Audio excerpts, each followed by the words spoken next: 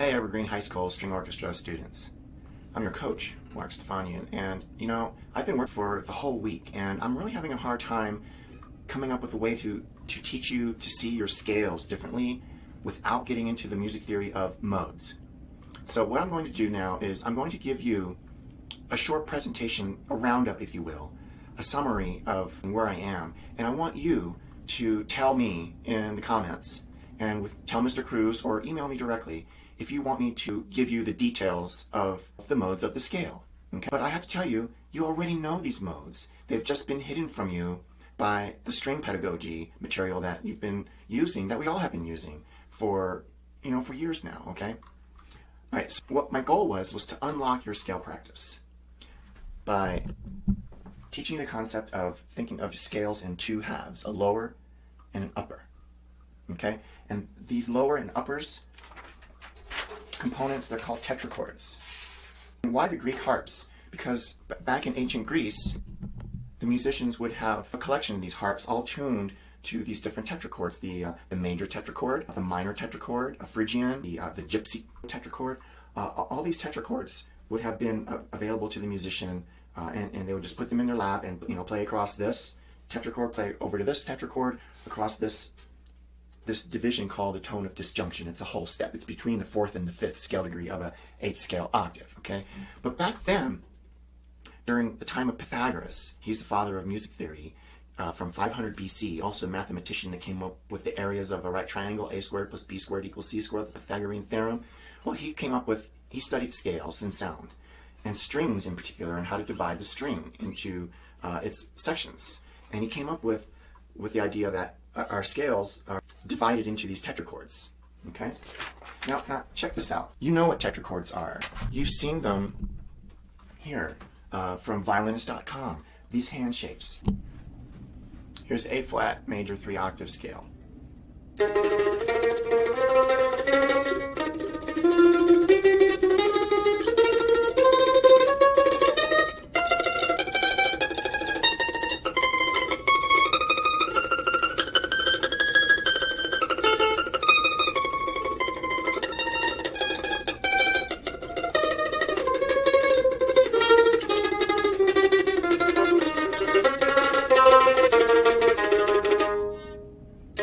Okay, now how am I able to do this? I'm not a mandolin player, I'm not a violin player.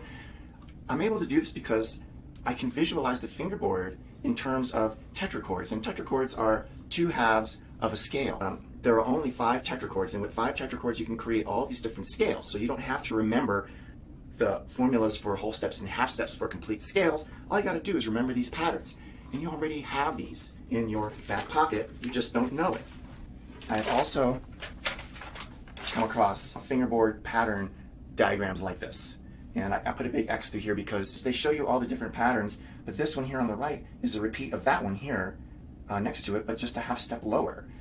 So it's not any different. It's the same pattern. But what you need to know is, what are those distinct patterns? Well, I came across the teachings of Dr. George Bornoff, and he came up with the idea of these Bornoff fingerboard patterns. And here you can see them. They're the same pattern across the instrument here. You can see them clearly. Here is the high 3 pattern. Here is the beginner's pattern, and you're probably familiar with that name. It's low 3 and high 2. This is the low 2 finger pattern. And then here is the high everything finger pattern. And here again, this pattern that I crossed out is just a repeat of this pattern, a half step lower. So why concern yourself with that? You don't care. Here's four patterns. Now you say, where's the 5th pattern? The 5th pattern, the harmonic pattern or the gypsy pattern, okay? And I'll show you that. Now what's interesting here is, see also I renumbered these. George Bornoff had them numbered 1, 2, 3, and 4. Well, really the order that they should be numbered is this major pattern should be numbered number 1 because it represents the first mode, Ionian. The 2nd pattern should be numbered number 2. It represents the 2nd mode of the major scale, Dorian.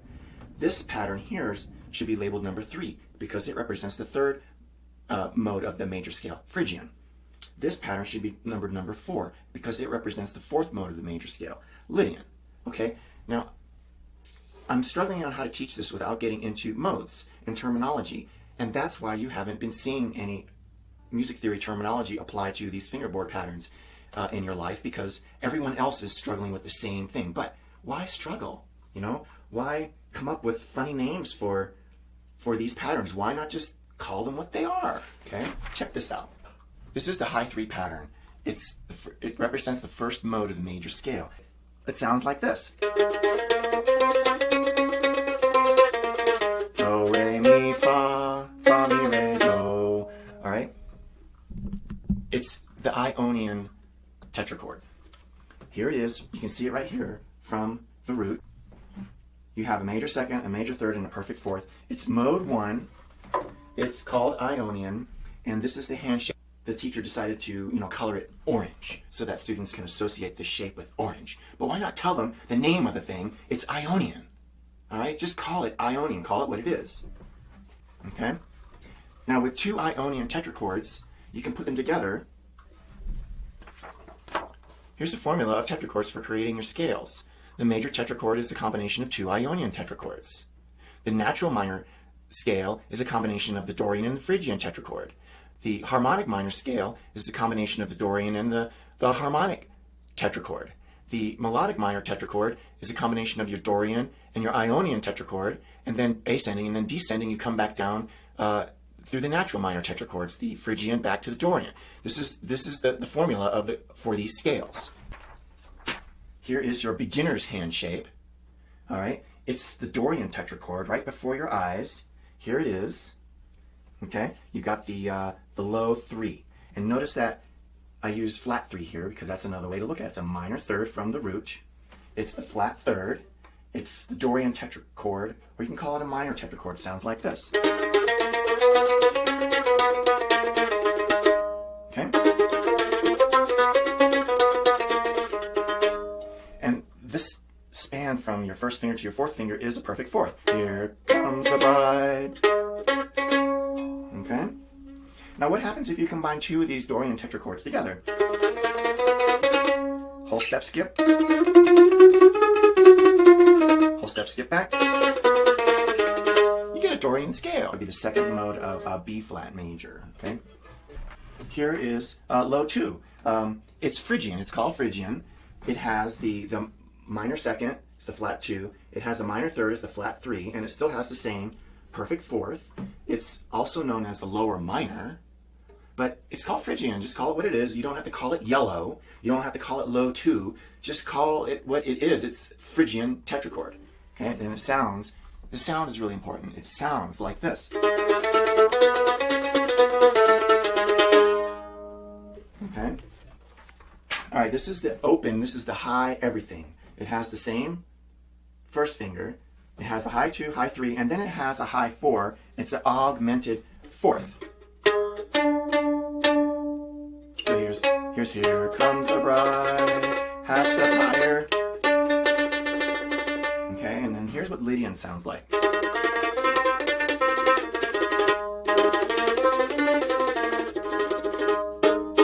Okay, and then finally, yes, some string pedagogues, they call this the Spock hand shape. They color it blue, but call it what it is. It's the harmonic tetrachord or the gypsy tetrachord.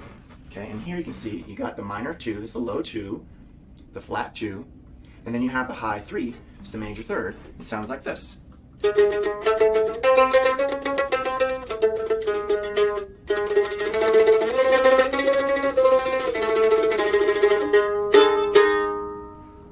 Okay. All right. So now what I want to play for you is the 1 octave major and all the 3 minors. So 4 scales that you're going to get here. Okay, with these tetrachords. Major scale is 2 Ionian tetrachords, and I'm going to play them up the G string. Okay, so you can see those patterns on 1 string. It's important to study your scales on 1 string. So here's A flat major. Tone of disjunction. Skip to the next tetrachord.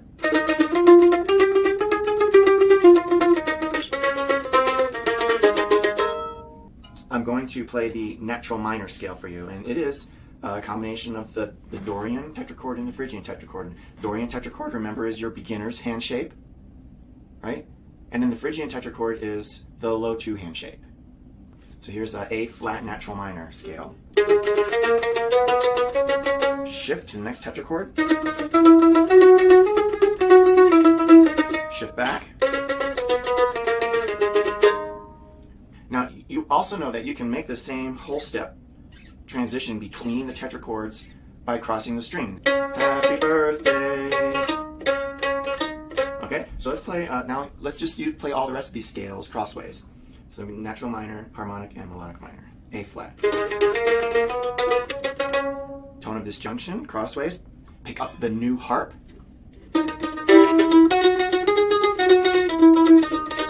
Go to the next harp.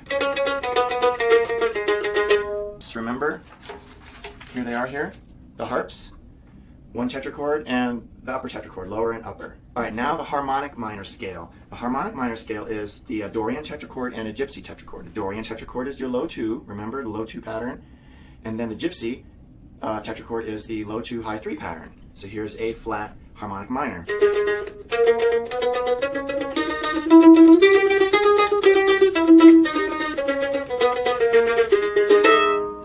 All right, now the melodic minor scale. It's the Dorian tetrachord followed by the Ionian upper, ascending, and then descending you come down the natural minor path. So here's Dorian, then Ionian, and then Phrygian descending, and Dorian. So all this is easy to conceive, and I'm sure you guys have a mastery of these hand shapes. You call them tetrachords now, so you've now been upgraded in terminology to relates to music theory. Okay. Also, in terms of music theory, now you have names for these hand shapes. So now you have real names that you can use to communicate with other musicians, and with real terminology here, not color codings, not Spock or any other kind of funny names. Insulate you or protect you from music theory. Why do that? Just learn the real name. So now you want to link up to the second octave after your first octave. And this is where the struggle for me was. We have to get now into what happens when you study your scale in modes. So we do our first octave here. Okay, and then we shift to the next tetrachord, whole step. But now our starting note's B flat. It's not A flat anymore. So now we need to play in a different shape. The second mode now we're going to be playing in Dorian mode.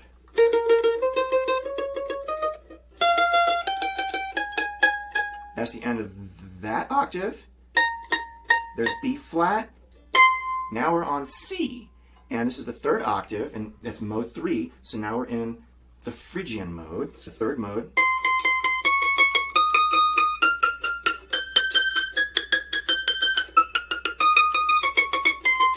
Okay, now keep descending. We're now into the Dorian pattern.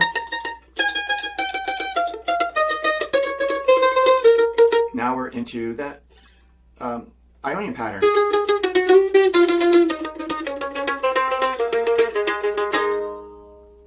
All right, and that's what happens when you go to the next octave. You essentially are playing in the next mode of the scale. Okay, this happens on bass and cello. So just leave me some comments or send me some email or talk to Mr. Cruz if you want to study these modes more. It will enlighten you to think of your scales in a whole new way, so that you're just not like hoping that your fingers are going to land in the right spot. You will actually be able to render these tetrachords on your instrument in the proper order to create the scales that you want. All right? I hope you guys are having a safe corona pause here. What I'm doing in my practice studio is practicing. This is your time to practice. This is the Charlie Parker time to really work on your chops. Okay, I'm not a mandolin player. I'm just using this for some scale work. I developed some technique in the last couple of days on my mandolin, but these scale tetrachords, this is not technique. So don't confuse this with technique. This is not technique. This is understanding. This is conceptualizing. This is visualizing. This is music theory at work, at your service. All right. All right. Love you guys. Practice well. Bye.